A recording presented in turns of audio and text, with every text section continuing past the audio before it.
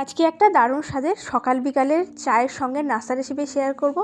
প্রথমে নিয়েছি ময়দা, চালের গুঁড়ো ও কর্নফ্লাওয়ার, সামান্য পরিমাণে লবণ দিয়ে ভালো করে মাখিয়ে নেব। তার সঙ্গে দিয়েছি 1 চামচ মতো গুঁড়ো দুধ দিয়ে একটা ডিম দিয়ে ভালো করে ফেটিয়ে নিতে হবে। প্রথমে শুকনো উপকরণগুলোকে ভালো করে মাখিয়ে নেব, তারপরে একটু একটু করে দুধ দিয়ে একটা ব্যাটার বানিয়ে নেব। বেশ মোটামুটি একটা থিকনেস থাকবে সেরকমই একটা ব্যাটার বানিয়ে নিতে হবে।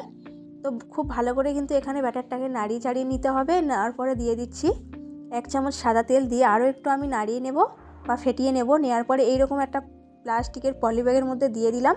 আর এখানে 2-1 ফোঁটা সাদা তেল ফ্রাই প্যানের মধ্যে ছড়িয়ে দিয়েছি ভালো করে। দেওয়ার পরে এইরকম করে সব জায়গায় এরকম ঘুরিয়ে ঘুরিয়ে সুন্দর করে দিতে হবে। দেওয়ার 30 সেকেন্ডের মধ্যেই কিন্তু শুকিয়ে যাবে। তো এইরকম চামচ দিয়ে ঘোরালে একটু অসুবিধা হয়, সেই কারণে আমি হাত দিয়ে গুলিয়ে নিচ্ছি। বানানো খুবই সোজা আর খেতে খুবই মজার হয়। আপনারা বাড়িতে বানিয়ে দেখতে পারেন। আর যদি ভালো লাগে লাইক, শেয়ার, কমেন্ট করে দেবেন এবং চ্যানেলটি সাবস্ক্রাইব